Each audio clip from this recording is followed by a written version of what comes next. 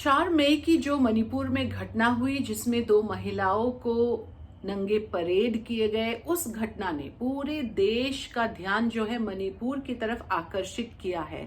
मैंने काफी लेख उसके बाद पढ़े हैं। कई महिला राइटर्स ने, महिला लेखक ने भी ये कहा है कि इस घटना की वजह से देश जाग गई है मणिपुर की क्राइसिस की तरफ। लेकिन उनमें से कई ऐसे हैं जिन्होंने एक बात का जिक्र किया है, और वो है कि पुरुष प्रधान समाज, पेट्रियार्कल सोसाइटी के वजह से ये आज हमें देखने को मिल रहा है। ये क्या वजह है? क्या वजह है कि ये कहा जा रहा है कि पेट्रियार्कल सोसाइटी के जो गंदे तस्वीर है वो हमारे सामने उतर गया है।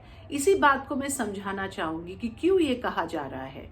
पुरुष प्रधान समाज के असर का नतीजा क्यों कहा जा रहा है मणिपुर की घटना को, तो इसे हमें समझना होगा। इसे समझना बहुत जरूरी है, क्योंकि मैं कई बार देखती हूँ कि जब भी कई ऐसे लोग हैं, जब भी वो फेमिनिस्ट मूवमेंट की या नारी शक्ति की बात करते हैं तो एक थोड़ा डिसमिसिव टोन में बात किया जाता है। अरे महिला मोर्चा वाले या बराबर अधिकार वाले महिला, उनको ये नजरिए से देखा जाता है कि ज्यादा पढ़ी लिखी हो गई, अब बराबरी की बात करते हैं। कई लोग तो कन्विंस्ड नहीं है कि ये बराबर के हकदार भी है।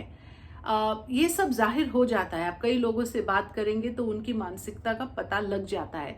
और मैं ये समझाऊंगी आपको बहुत ही खुले शब्दों में कि क्यों ये डेंजरस है, जो हम नहीं चाहते कि बराबरी हो।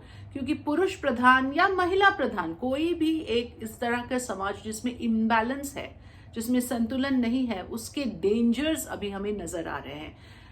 ये साफ जाहिर है कि मकसद क्या था इस घटना से। मकसद यही था कि आप राइवल फैक्शन के महिलाओं पर हमला करें। वो क्यों?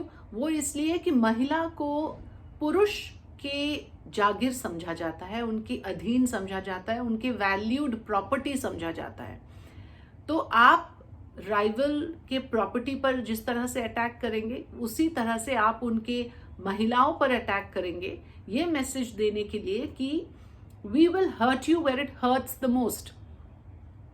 That is the idea. तो उस वजह से एक समुदाय के लोग दूसरे समुदाय के लोगों की महिलाओं पर अटैक करते हैं, और ये सदियों से होता आ रहा है। इसी बात का मैं आप सबको इस बात पर गौर करने की रिक्वेस्ट करूंगी कि आप देखिए, जो पुरुष प्रधान सोसाइटी है, जो पेट्रियार्कल सोसाइटी है, उसके नतीजे क्या हो सकते हैं। क्योंकि आपने एक वीकर जेंडर बना दिया है, उसको एक मेल प्रॉपर्टी बना दिया है, और आज 2023 में भी ये हो रहा है। सबसे दुखद बात यह है कि इस समाज को हमने कभी कोशिश नहीं किया, इस समाज की संतुलन को बरकरार रखने के लिए हमने अलाउ किया, इस इम्बैलेंस को कायम रखने के लिए हमने अलाउ किया, हम सब ने अलाउ किया, हम सब जिम्मेदार है इसके लिए। इसीलिए कुछ जो महिलाएं ये कोशिश में लगी है कि बराबरी हो दोनों जेंडर्स में, वो इसी वजह से इस बात की बात करते हैं कि जब भी हम एक इम्बैलेंस अलाउ करते हैं, वो कोई भी चीज में हो सकता है। आप अपनी निजी जिंदगी में देखिए, मैं तो समझती हूँ कि मनुष्य के ह्यूमन लाइफ की सबसे बड़ी जो सफरिंग इसीलिए होता है, अगर आप जड़ पे जाए तो आपको दिखेगा कहीं ना कहीं इम्बैलेंस है। Imbalance is the reason for suffering, और आज की सफरिंग समाज के इम्बैलेंस की वजह से हुआ है।